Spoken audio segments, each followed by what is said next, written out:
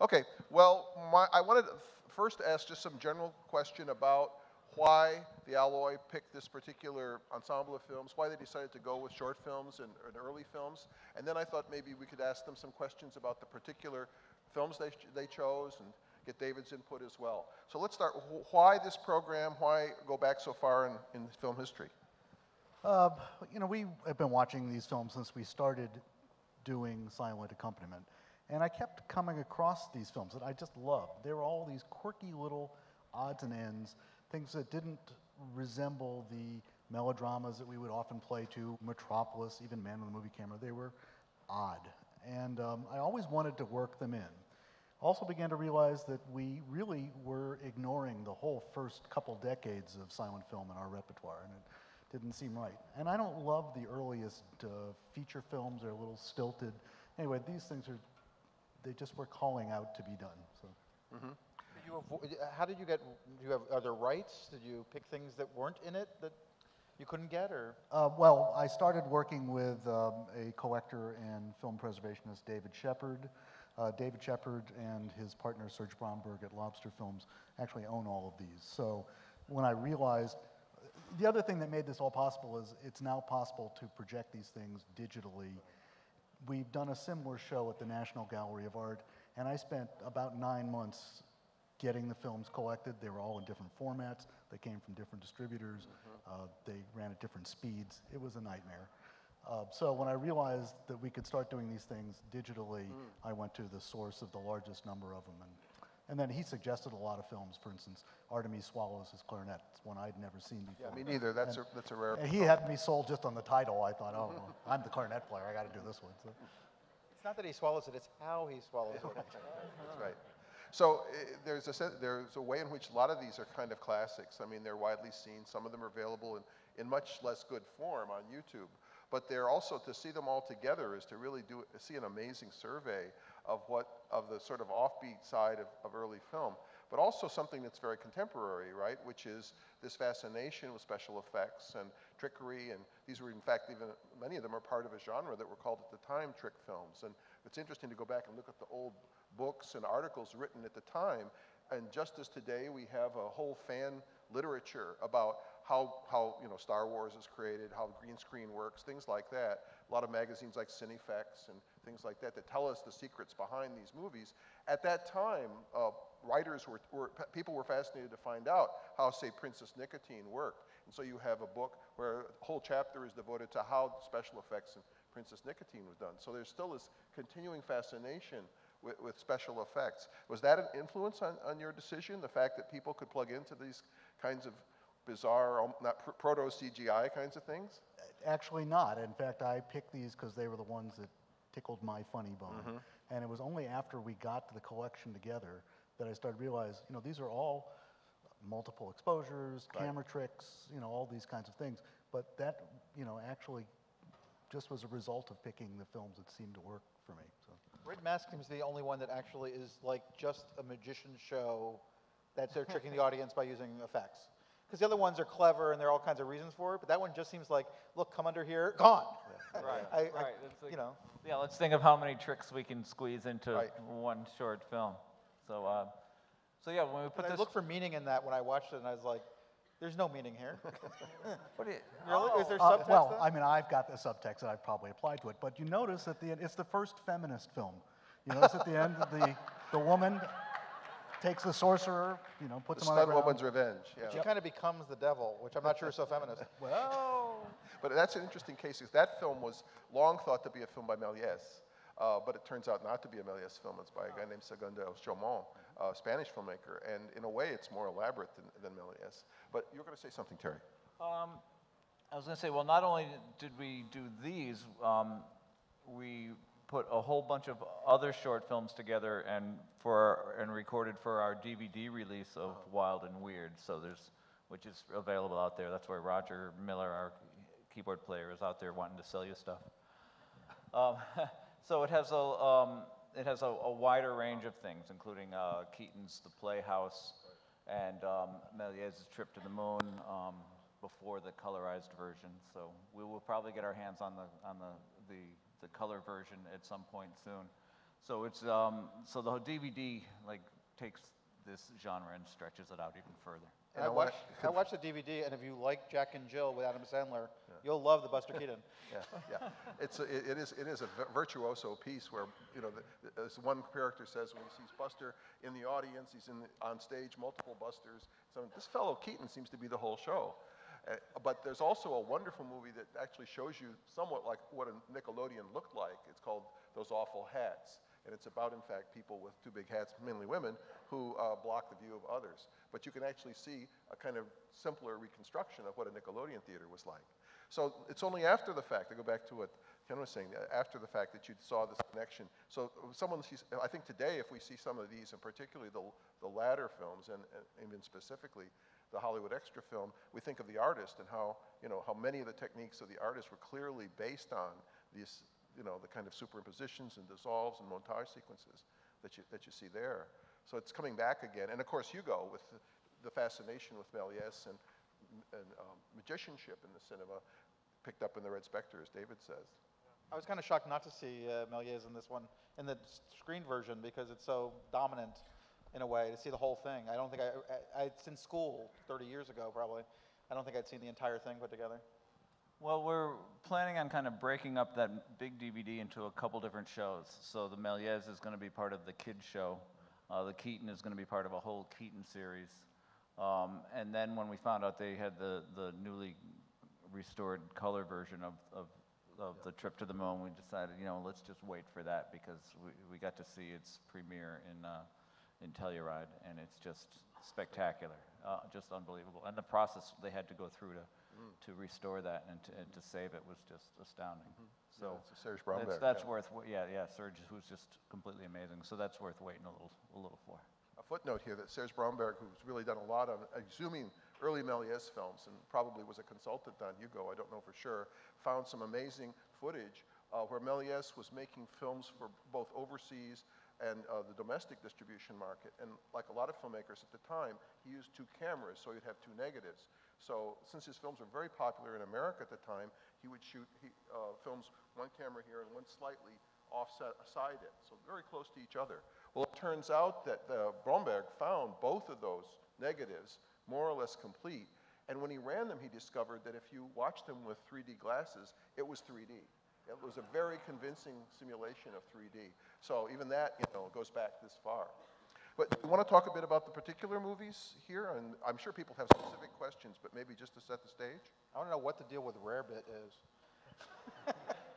I've never eaten it, but the cliche is it gives you nightmares, right? Right. You'll have it now for sure. No, I'm Rarebit, not so if you sure. don't know, is basically cheese fondue made usually with liquor, beer, I think, typically, or brandy.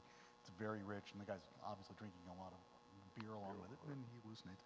So the interesting thing is there's literally two films called Dreams of a Rarebit Fiend in this thing. We call the second one The Pet. Winsor McCay was a cartoonist in the early part of the 20th century, I think the teens, even before the teens, like the 1910. Yeah. And he came up with the concept of Dreams of a Rarebit Fiend and did some cartoons and actually did a series of them. And they're all just wildly imaginative and wonderful things. And then Edwin S. Porter, who was working at the Edison studio, essentially stole the concept with no credit to the original and made the first film that we showed, which was all actually real, stop action animation, we would call it, done with a camera instead of a pen. And it wasn't until the teens, I'm thinking 1916 or something, that Winsor McCay got around to doing his own animated Dreams of the Rarebit Fiend. And that was his, I think that might have been his first animated, no, it couldn't have been. Gertie was before this. Gertie's his first, I think, but also the Dreams of the Rarebit Fiend was a comic strip series as well, like Little Nemo, which I think is the one he's most famous for. And one of the things that's striking about McCay is that he was obsessed with giganticism and miniaturism. So his strips will begin with a very tiny frame, and the frame gets bigger and bigger and bigger as it moves across the page until the bottom frame is gigantic. And it's the same thing that happens with the pet, actually, where the pet just consumes this whole environment. So, I mean, he manages to put his kind of signature, I think, onto that film more in a way than the Porter does. And as the parent of a 2-year-old, I can tell you that really happens. It's just like that. What about the Red Spectre? I mean, because that, I think a lot of people would want to know about the color in that. Can you say something about the color? David Shepard was in Mexico good deal, some 20 years ago or whatever, was at a flea market, bought that film for a few dollars, a few pesos, and brought it home. And he recommended that I put this in the package, and I watched it on the internet. The copy on YouTube is awful. The color's all faded. I go, you know, David, this is just a kind of a repetitive, boring trick film. He goes, you really got to see it. That's right. Right. And when I saw it right, I said, wow, for the color alone, this thing is, you know, just got to be in the package. And that was done with the stencil process, wasn't it? That people would laboriously take the frames and they would carve out, they would cut out celluloid templates that would match the frames. And people, I should say women, because it's almost entirely women, children, would paint these over a certain way, frame by frame by frame. The stencils would be changed from frame to frame to follow the movements of the actors and so on. So you'd have different colors actually painted right on the film. You know, I was actually, when I should have been thinking about what I was playing, thinking about that today. Yeah. Because I always thought that the stencils would have been kind of static and they might have done like the backgrounds that didn't move. But as I watched them today, you could see that they were different for every frame. So the, you know, the background color is moving even when the background is not. So as you said, they obviously did a stencil per frame, but that allowed them to do many different prints of the film. So that was actually issued as a color film that distributors would have gotten. That's neat. And really child labor, David? I think there were children involved, but certainly women. It was classically thought to be a women's job to do I that, do think because it there's was some delicate, and the whole film industry is based on this idea. You can go back to women editors and women assemblers in the exchanges, the idea that women are very good at fine detail work. I'm not saying. Definitely some cruelty to animals in this little escapade. Many, many flies, I believe, were killed Yes. in the making of The Fly. I wanted to ask David if he thought, as an industry observer, that movie had legs, but I didn't want to ask him. Sorry. No, but I was watching the little, there was a nail in one of them, I think, and then there was glue in another. Yeah. Yeah. Because seeing it like this, seeing it on DVD, it didn't seem quite as dramatic. Here you could really see the detail, It's pretty dramatic, and then when they give it a dead one to play with, it's just like, oh boy. And the chair, they must have rotated the camera for. They've got it still it's on its back, but the camera's sideways, so it looks upright. So, I mean, certain things, that's one of the things that's interesting, I think, about this is because they figured out stop motion because they understood that a movie, even a live action movie, exists frame by frame. It's a capture, you know, of each frame. And so they figured, well, if we're just capturing live action that way, why can't we make a movie frame by frame? And then the same thing, well, since we see the camera level, normally, if we rotate it, but rotate a blank background and some prop, then that can look normal too, and we can do things with that. So it's really fascinating. You can actually see the personality of the fly. You know, you can see the face in a way you never see now. You know, it's the weird thing that they did so long ago, and yet it somehow seems fresh. But it's a single concept movie like so many of these are, and that's what makes me think of YouTube, because so many of them are just a riff on one idea, but pursued kind of to their logical conclusion. Or illogical, yes, that's right. Well, I was going to take the next step to the cameraman's revenge, which the insect movie. the insect movie, yeah. Interspecies sex. Oh my God. Yeah, you know, whatever floats your boat. So the initial concept, there were the fighting, Japanese fighting beetles. Yes, and he wanted to film them fighting, but the lights were so bright that they would just lay there and then die. So we had a whole bunch of dead beetles, and so we figured, well, they're going to die anyway. I'll build the little sets and make a little story about love and marriage and infidelity and love again. So, yeah, that's just completely amazing. Well, the story aspect is interesting too, I think, because some of these barely have a story, like the juggling fly, but others, like the Starevich film, the Beetle film, actually is a kind of parody of contemporary films of the period. You noticed it was longer than the others, and it was kind of based on melodrama and the idea that the unfaithful husband, but even particular devices like the keyhole shot that that actually is used to be the witness for the infidelity. That's a convention of early cinema, of early melodrama, that we peep through a keyhole and see people's domestic private lives. So he's kind of mocking live action film as well as having fun with this idea of stop motion animation, I think. And it reminds you continuously in this era of, camera films and phone films and all this, that we're all kind of aggravated by the idea of it, that really all it comes down to is the idea. You can make it with animals or bugs or chalk drawings. If there's something compelling about the story, you're there. With good music, of course. Yeah. Well, I was going to say something about that because I've seen all these films before, and usually silent, and actually the music really adds a lot. It really, makes them much more fun to watch. It really does, and it's nice to hear them without the kind of bland, non-synchronized accompaniment that silent films often have. You know, sometimes cheap video releases will just put out some classical piece that's in public domain and let it run underneath the images. But this is so precisely synchronized, it really adds a lot to the movies. And just imagine how much more fun it is for us. Yeah. But is it fun to jump from one to the other, to the other, to the other? You know, I love this. I mean, it's a little challenging because you've really got to keep your mind focused. There's none of this like you play this theme once and you play it again, and then 20 minutes later you play it again and again. This one, every film is radically different in style, and you've got to really keep in your head, you know, every cue in these. And there's a lot more cues per square inch. I asked Ken backstage about having done Metropolis, and I think many of you were here last year for that, and whether this was harder than that.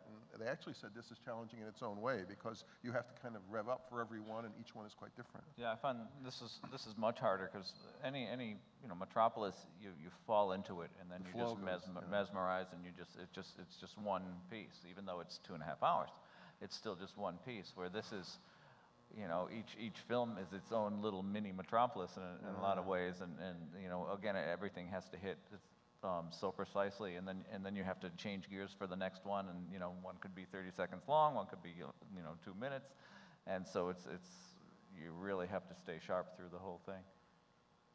I was going to ask also about the thieving hand, because that's another example of this kind of one idea film, one note samba. You know, what can you do with a hand that's detached but mobile on its own? You know, the Hand of Orlok sort of built a whole film around that. But I was going to ask you, do you have any, when you decided to score that film, for instance, did you decide to kind of have a little motif for the hand, or did you have a sort of a larger idea of how the story was going to progress and you'd build a certain way? Well, generally, our process, we don't spend much time discussing preconceived ideas, because it seems like every time we have a preconceived idea, that gets thrown out once we start working. So we'll turn it on, we'll start the recorder, and we will play what we feel at that moment. Oh. And if we feel like that fits with the mood of the scene, then we'll record that little tidbit and move on. So certain things, you know, seem pretty easy. You know, when they crank the arm up, you know, we crank the arm up, and, you know, it's a little spooky, so we add the saw. And so you naturally fall into that. But again, generally, it's just you know, emotion. What do we feel like? Going back to The Pet, it's so happy and sweet and innocent and nice, and it was driving Ken crazy. He's like, you know, I just want to play something bad. I just want to play something negative and make it sound horrible. And it's like, well, it'll come. The negative will come on its own. It's like, you know, but you can't rush it. So you're forced to do what the film, you know, where the film takes you. And so that's our whole thing. So with the theming hand, we just, you know, kind of went along for the ride, and, you know, kind of feel like where does the first idea take us, and then mold everything around that and mold it to fit. And that would work better for short films, it seems like. Did you do that with Metropolis too? we do that with everything. Oh, okay. I was going to say that we do often in almost every film write a theme that's character specific. I mean, Maria's got a theme in Metropolis, and but we've never actually extended that to body parts. So it's something to think about the next time we do an artificial limb film. Yeah. So actually, you'll get that. It's a lot of offers that way, probably. Yeah, it's kind of a Jim Carrey movie waiting to happen, isn't it? I'm afraid we're going to get stereotyped, and that's all we're going to get offers for. That is a reminder of something, how contemporary a lot of the gags look, don't they? I mean, at the beginning, now everybody complains about how people, you know, throw up in movies and, you know, gross out comedies and things like that. But the first shot of Ebertfest, the guy is, you know, about to spew, it seems like. So, I mean, just all that stuff comes back. The vulgarity of popular cinema, you know, can't be suppressed, you know. It's about bodies. That water gag, I think we've seen that in like 20 comedies in the last 20 years. This is water, ooh, swill. You know, give me the liquor. So what about Princess Nicotine? Any ideas on that one? That's pretty far out, actually, isn't it? Yeah, we really want to put that in the kids' show, but I don't think we can. I think the kids would be fine, but I don't know if the parents would really like that. Yeah, it's messed up, you know. It's like, okay, and what does it mean? Nothing.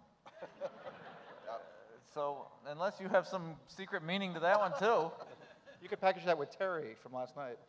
Yeah. It'd be a perfect combination. But also there's, I think, this idea that since these are seen in very fragmentary form, You know, you can show the movie, you can have a vaudeville act and so on. And for the very earliest years, movies were actually chasers. They were ways of getting people out of the theater. That would be the last thing, around 1905 or so, the last thing you'd see would be a movie and people would go, oh, it's the movie, so let's leave, you know? So there's a way in which these films are so disposable in a way that they don't have to make a lot of sense. They're just kind of out there and for people to play with. Also, they end abruptly sometimes, and that's usually because we don't have the final portions of the film, that the films have been wound up one way or another, and the last part of the film maybe just doesn't survive. So a lot of sudden breaks at the That's end. exactly what happens at the end of that one. Yeah. It's just gone. Yeah, but I'm not sure it would build to a great climax No, I either. think it's pretty much done there. You know, It's interesting yeah. how Now Chuck it's time to go out and have a smoke. I Yeah, guess. exactly. Makes you want. There's a little product placement in some of these movies, isn't there? Is that a real cigar company that we see the box of? I don't know. They certainly weren't above it at the time. I mean, you got the Pathé product placement in the Segunda de Chamon film, the Red Spectre, and also interestingly enough, there's the studio's own product placement. You probably noticed in The Thieving Hand, there was this big sign with a V on it with an eagle. Sorry, too much gesturing. The big V with an eagle on it, that is the Vitagraph studio logo. So it's actually promoting the film company itself within the movie. So let me ask about, yes. We talked about the swallowing clarinet. We talked about the cameraman's revenge. Anything else you want to say about that? No, I don't think so. No? Okay. The second Dream of the Rarebit Fiend, which is more sophisticated animation, no? I mean, that's got the swallowing of the pet, but also you've got these layers of depth in the film. With the cell animation then, was it? Using cells? Well, you know, that's really interesting because someone who introduced this previously said that this was before they really had invented cell That's animation. right. So each one of those drawings is actually unique. But at the same time, you'll see the background doesn't move, which are actually photographs rather than drawings. Right. So there was some combination of cell animation and then a whole lot of individual drawings. Individual drawings, maybe even cutouts or something. Yeah. Okay, now the last two are interesting from the standpoint of the history of film because they don't fit into those periods that I mentioned at the outset. They're really from the mid to late 20s, and they're films that are designed to really be part of artistic movements, or as you know, with the Hollywood Extra, comments on contemporary Hollywood. So in a way, they're an extension of this tradition of the trick film, but applied from a very much an artist's perspective, from the sense not a popular entertainment, but people who are interested in art movements trying to sort of hijack some of these ideas. Do you want to talk about why you picked those and put them in the program? Well, they're Dada. Well, the first one is a Dada film. Dada film, yeah. Hans Richter was part of the Zurich Dada. The readings that I did, that are both in the background and live, are from another Dada artist named Hugo Ball, who was more of a poet, actually did performance art, specialized in the bass drum. Mm-hmm. And, you know, the Dada movement has just been near and dear to our arts since at least we were in college or whatever. Okay. And so they just had to be in there. Plus, the Dadaists were early practitioners of what we do.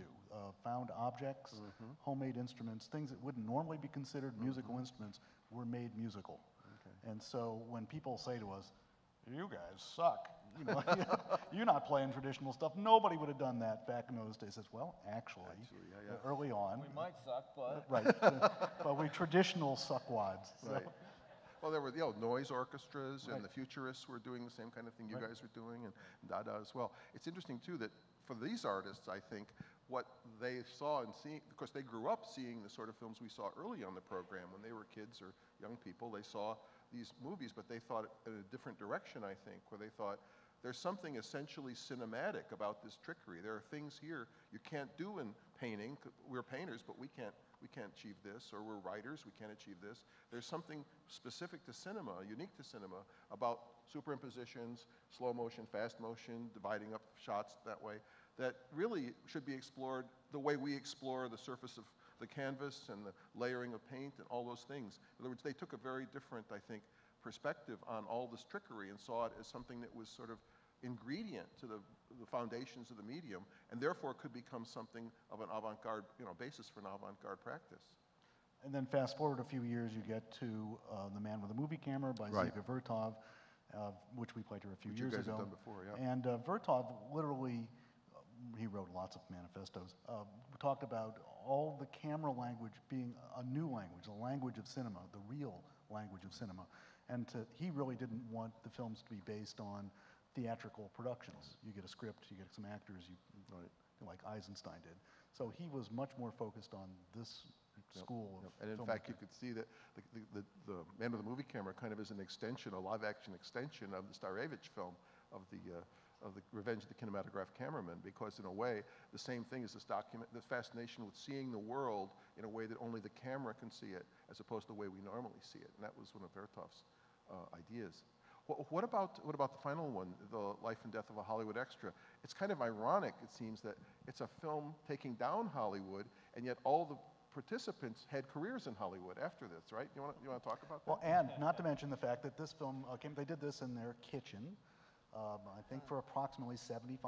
There was three of them, Vorkapich, Flory, and Greg. Greg Tolan, right? And yeah, make sure you understood, the guy who filmed this also filmed Citizen Kane. So this is...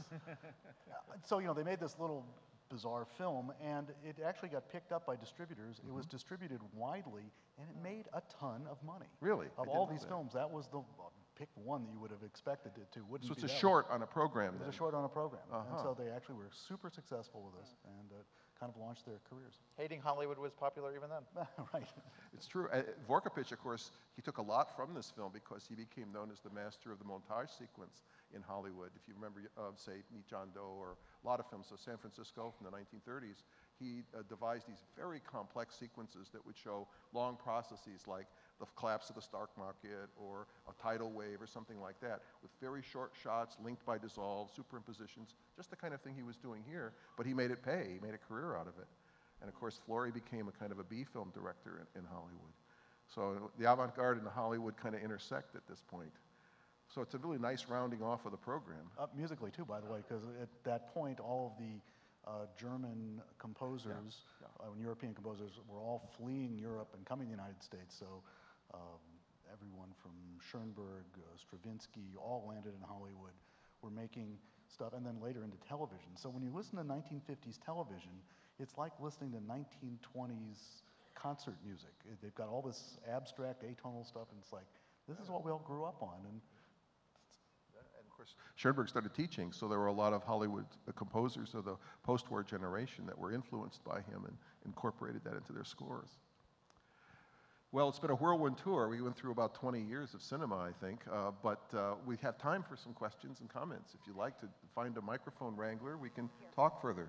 Right here, right in front of me. Right in front of me, good. That's the easiest ones. Hi, I'm interested in what kind of training you've all had. How did you get together? Well, Roger, who's out selling merchandise at the table, feel free after the show.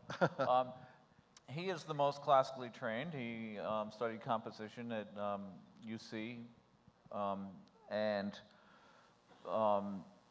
played a lot of piano as a kid and French horn in the orchestra, and went on to be a punk rock guitar player in a group called Mission of Burma.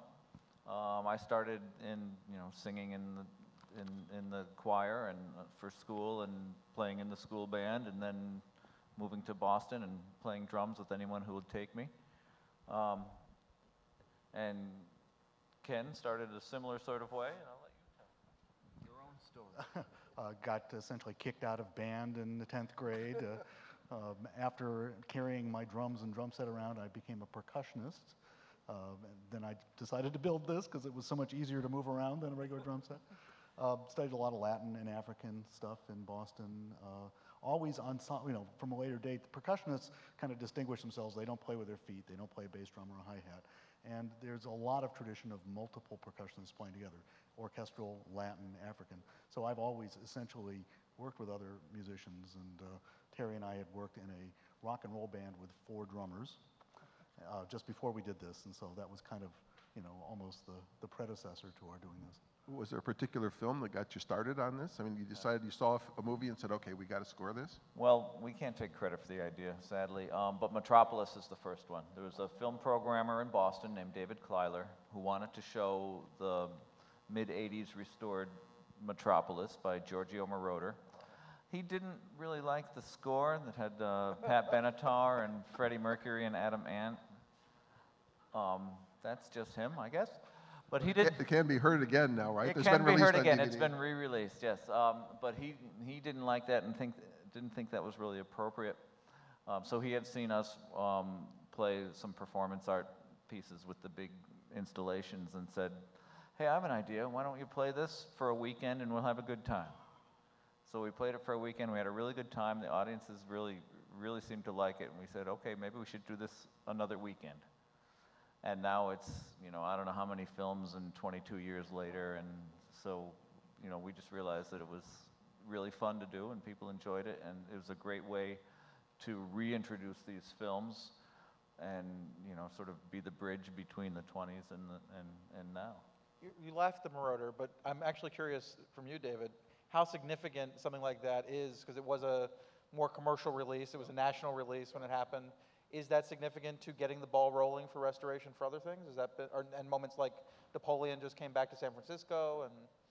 No, absolutely. I mean, restorations are always, or revivals or reissues are always occasions to find to people to retune and rethink things for a contemporary audience. I mean, Griffith did it.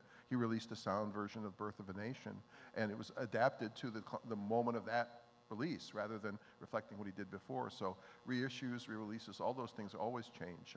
Even Disney recuts and for reissues of films, recuts them, particularly, of course, on DVD, but puts the frames differently, with Fantasia being cropped to 1:8:5. I mean, people are constantly adapting these things, so it's not surprising. And there was that whole idea of, in punk and no-wave music, right, about how we were somehow more, there was like the Devo thing about mechanized people and things like that. It seems to kind of echo that.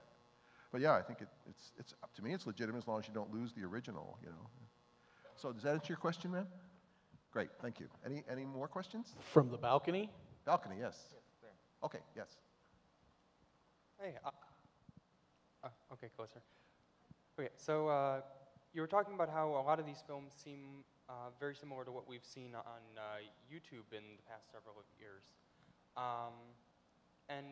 It seems to me that there has been a trend on, not just YouTube, but on various places around the net, that, your cat videos and all that aren't going away, but you're seeing a lot more variety, a lot more extended, web serials and all of that starting up, just like you saw in Hollywood. And I was wondering what you thought about that trend. I can't really give you a very good history of the net because I don't track that history, but it does seem that almost every form that I know of early cinema has been replicated on YouTube. Even cat videos, we have, LOL cats going back to the turn of the century. Lumiere filmed his daughter playing with a cat in 1896, I think it is, or 7. So, I mean, some of those formats just stay. But what you're pointing to is something that's very interesting because just as early film, there was really an urge for narrative, and you can see it in these quite easily. I mean, there are little one-off things, but you do expect some kind of story or progression. And that's happening, I think, or has been happening on YouTube for quite some time, that you get longer versions, more complicated stories, and even episodic serials, because, of course, a lot of early cinema is broken up into serial pieces. A lot of Méliès films, for instance, the longer ones were shown as tableaus, as they called them. So one scene, and you'd have to come back next week to see the next scene, and the next scene, and the scene after that. They weren't released as a single continuous story. And that form really has never gone away through film and TV and so forth. So yeah, it seems like there seems to be like a core clutch of formats for telling stories. And they just kind of come up and get recycled and seen in all different media, comic books and short stories and so forth. So yeah, I wouldn't be surprised they would show up on the internet. But maybe my friends have something else to add, or no? Do you guys have any interest in sampling? I mean, do you ever pick up other people's themes or anything, or are you just really purely doing your own thing? We purely pretty much do our own thing. Every now and then there's a piece of music that the film is telling us we need to play. We played Lonesome, and they show the record of Irving Berlin's Always. It's like, well, I think we're going to play Always now. When they were doing The Last Command, and it says play the national anthem, the Russian national anthem. It's like, okay, we're going to do that, and we're going to figure out exactly which Russian national anthem they were playing at that particular time. So, but as far as sampling other people's music. I guess the only time we really did that was when in The Man with the Movie Camera, where we had the whole Yes. montage scene. But that again is And in we the pull- script, and he talked about doing it that way. Right, yeah. right, and we pulled a Bartok piece and broke it, brought it in and out, and some traditional Russian music and brought it in and out, and things like that. But again, it's only when it's really called for. Otherwise, it's just, it's easier just to write something ourselves. Do you want to say something about what silent film scoring was like? Because you guys do avoid the cliches of conventional tunes, partly maybe for rights reasons, but they were kind of stitched together, weren't they? Pastiches of all kinds of well-known tunes for most film scores, no? Well, there was so much, just like in making these films, there was so much experimentation in presenting them and what kind of music was going to be there. The biggest budget films, especially towards Right. the end, would have full scores, but was that going to be played by the time it got to the small cities? No. They tried doing things with records and recording, but of course things were hand cranked, so the camera was hand cranked and then the projector was hand cranked, so the recordings never quite matched up. They tried lots of different things with different live musicians. There was a lot of hawking of contemporary pieces of music, sheet music. There's a big business in selling sheet music. So they would send a suggested piece. So if you cycle this piece around, people will go out humming it and go out and buy it the next day. Sort of, CD soundtrack available. There was also a lot of suggested, sometimes cue sheets with sort of suggested classical or popular pieces. So there was all kinds of different things that you could use. There were like these fake books that have, this section is chase scenes. This section is love scenes. Yeah, yeah. So you can just flip through and, come up with a basic idea and Weave it yeah. Yeah. So, even though, and some of the people who think, are very traditionalist are not the biggest fans of ours because we play modern music.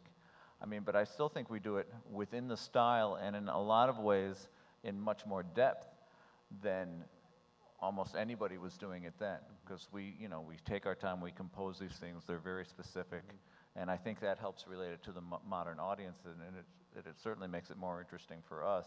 But it's all done within the spirit of, accompanying this film, and, not to distract, to enhance these films. So I think one of the things we've really lost in the internet era is the authoritative voice. And I think by doing that yourselves and having a real voice of your own, that gives you an authoritative voice that can't ever be stripped away or stolen or just, pushed away to the side, which is great. But also, I think there's this handcrafted quality. It's as you say, as these films went out across the country, they would be played in many different ways. If you heard it in one city, it might not have any relation to what you heard elsewhere. Whereas you guys sort of lovingly create a particular score for this film that has it's your signature, but it doesn't overwhelm the film. And so it kind of fits tightly to the film. And I think that's very important. And I don't know that anyone else has ever done that so systematically anyway as you guys have done. I think people may have tried and realized it's not the most profitable. Yeah, that's yeah. But yeah, that's we love these films and we try to pick the best films we can. So we want to give them the respect that they deserve. So we treat each of them as these precious items. And again, we're not trying to step on them in any way. When we first started, there was concern from some people that we were mocking them. That we were doing really? I never thought that. Before they'd heard us, they assumed we were doing what was the Mystery Science Theater kind of thing, and just let's make fun of these funny old movies. It's like no, we love these movies.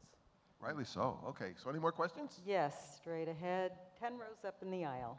Yes, please. Not to diminish the nostalgia of these films or the history of them, but one of the reasons I look forward to come to Ebertfest is listening to you guys play. And if I were the director of this, I'd have you up on the stage so I could watch you play as well as see the movies. The question is, do you have any videos out with you playing to one of these things so we can actually see you you at work, because I find that very interesting. I get caught up in the movie and realize this is you guys playing down there, and it's fantastic, but I would just love to see you play. Well, you know, there's actually quite a variety of DVDs out there. Thank you. But they don't show us. And, you know, this is brought up a lot of times. Of course, you know, we're total egotists and we'd love to have our picture all over the frame, but you can't really do that to these movies. It's so wrong to have us in the corner of the frame or as an insert or a cutaway to us. It just is so distracting to the actual picture. So, I mean, there is the technology we could... I was going to say, but today, I cannot remember the crew's name here. They've done a very elaborate photo shoot. These are little tiny cameras sitting on top of our rack Oh, here, okay. See them and here? and here. Look at them. Yeah, Right there. You know, it says about 100 of these guys around the room. So they're Surveillance. doing a multi-camera shoot of this, and they're going to, I believe, edit some of it together and give us some copies to put on the web. And so stay tuned. And I would assume this is all going to be available through the Ebert Festival itself. Well, they do precise work. Every now and then I do try to turn my attention away to watch them, and I sit close so I can see some of it, and it's pretty, it's almost like engineering, you know, you're watching these guys move, they know where to move, and everything's under control. They've done this before, yeah. But that's a good point, thank you. We try to, if at all possible, be on the stage. So mostly it helps our sight line because we need to watch these films, but it also gives, it adds to that, it gives people a choice. As you hear so many people saying, you know, I get so lost in watching the movie, I forgot you were there the whole time. And other people saying, you know, next time I'm going to watch the movie because I watched you guys the whole time. So it gives you options, and you can go back and forth if you want. So, you know, in an ideal world, we would be up there as well. Again, you know, not in front of the screen, but, you know, up there so you could see it and make it part of the show if you want to. So. Most years at Ebertfest, they play without their pants on. People don't know that. Next question? Yes, at the front of house to your right. Okay. Well, you know. To your right here. Look to Right. your right. Oh, yes. Letty has a question. Hi, thank you. And I wanted to ask why you think that last year is the year that brought us The Artist and Hugo, and whether the success of those films is resulting and will result in a growth of interest for silent films. Since we've been doing this for 22 years, which was really the dawn of video, there has been this kind of astonishing growth in interest in the old silent films. And it's largely, I believe, just because they're now available. When the silent film ended abruptly in 1927-28, by 29, they were essentially not showing silent films in the United States, and they were just considered old, dusty, and have no commercial value, and they were just abandoned. So for years, I mean, you know, there were showings of, you know, Museum of Modern Art or something like that. But, you know, they were very few and very small. So when people started to be able to see these again, mostly in home video, the interest started to really grow exponentially. DVDs happened and they started to look really good. And there's been a huge revival in the restoration of these things. There's been money given into making sure that they don't disappear because they are very volatile. They actually burn and blow up as well as just get moldy, and you know, there's so many ways they disintegrate. So there's been a huge effort in copying them and getting them out. So I believe that there has just been this, you know, ever-increasing interest that essentially hit a, you know, a culminating point with Hugo and the Artist. I mean, it's kind of amazing. It happened both in the same year. And I think it really reflects the interest that had been coming along all this time. Will this have a major effect on us or the medium coming ahead? You know, I don't know. I'm sure it'll have some effect. I mean, No, I got nothing. People have some people have suggested that it's ironic that both Hugo and the Artist come out in the year when the tipping point for digital projection sort of is hit, so that now movies are made digitally, they're distributed digitally to some extent. There's certainly pre-production is done digitally, and post-production is wholly digital, virtually. And then now projected digitally, that in a way it's this moment when we realize what we're losing with analog, celluloid, and so forth. Maybe that's true. It's an unusual, you know, coincidence if that's true. But I guess my feeling is that there's a certain idea of silent cinema that's been promoted since the 1970s, and it's been enforced by restorations and enforced by just by the popularity of video and so on. It's one side of silent cinema, or maybe 2 or 3 sides to it, but not the complete picture. For instance, big films like Napoleon, or films which are big in their own way, like The Passion of Joan of Arc, or The Birth of a Nation in Intolerance, kind of get recycled and re-restored and re-shown with different scores, and they become public events. And that's partly, I think, because home video made films so common, so easily accessible, that the theatrical experience, particularly of a silent film with live accompaniment, is so precious that people can, reabsorb that and go back to it and say, well, wait a minute, this is worth attending to in its own right. But I would also say, and maybe this speaks to something Ken was suggesting, there's lots of swaths of silent cinema that aren't recognized as crowd-pleasing. For instance, if you think of a great filmmaker like Victor Sjöström, the film that people seem to like to recirculate is Phantom Carriage, which is a very beautiful film. But he made many excellent films, but they don't have that spectacle side. They don't have something that can plug into horror like, say, a Phantom Carriage can. So that a lot of the canonized silent films that make their way into festivals and public events like this represent a certain side of silent cinema, but there's a quieter, more intimate, more melodramatic side of silent cinema that often isn't shown because it doesn't have the same kind of spectacle degree to it. So in a way, I would hope that you would explore this a little more and look into some of those films that don't get quite as famously shown, because there's a lot more there. Comedy also. Comedy is easy to sell. Melodrama is not, because we tend to think the acting is bad, but it's not. It's just different. Which was kind of the idea behind this package of films. This is not what people think of when they think of silent films. It's not melodrama and it's not comedy per se. Well, there is some, but there was the same, I think, richness in the silent era of just amazing ideas coming out of crazy artists that there would be in any period of time today, for sure. And anyway, and we just wanted to be able to show some of these Even films. to just sample it the way you guys do is fantastic, because you've tried so many different genres. The first year I came to Ebertfest, I said way back in the balcony, stupidly, and I saw The Black Pirate, and I thought you guys did a terrific job with that. And then ever since I've come, I've seen you try so many different things. Man with a Movie Camera, Metropolis. A lot of these films, even though we've seen them, they look fresh when you do them. And speaking for Evil Hollywood, which I guess I'm here to do, Scorsese came about doing Hugo. He really took the book, which is a children's book, and expanded it because his obsession with Méliès and silent film. This is an opportunity to spend literally tens of millions of dollars to recreate Méliès, and he took full advantage of it. And I think it's, for me, my favorite part of the movie, but wasn't necessarily what the book was originally meant to be when they were talking about making it into a movie. Meanwhile, Michel Hazanavicius is a guy who makes movies about movies so far.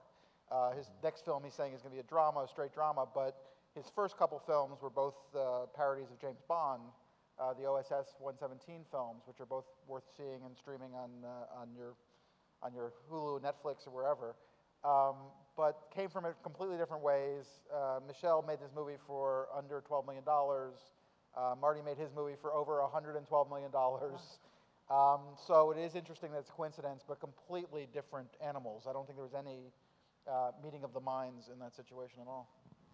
And speaking back to the different choices of films, it's also a major part of the appeal for what we do is we are forced musically to go in so many different directions that we would never have gone in without these films to take us there.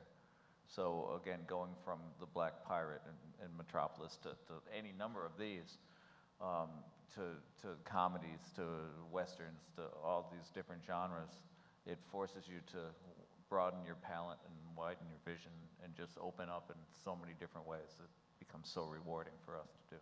Do you guys see yourself as a band?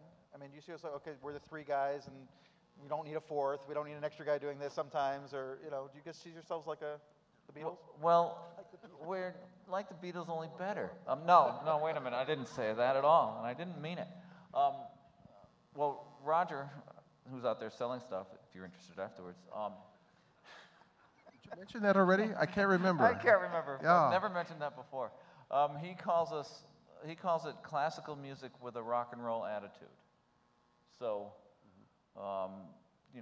financially, we don't want to add any more people, and as far as getting the work done with just 3 people, it makes decision making a little easier. You add that fourth one, then there's deadlocks and fist fights, and we don't really need that too much. So,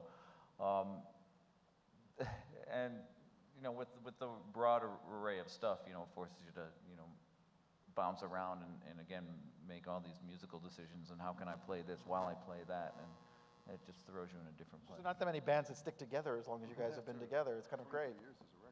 It's not too bad. We have time for a couple more questions, I think. To your left, To my left. 10 rows Oh, up. yes. Hello. I was wondering about the Dada film that we saw. There was a lot of talking that, of course, we heard through the sound system.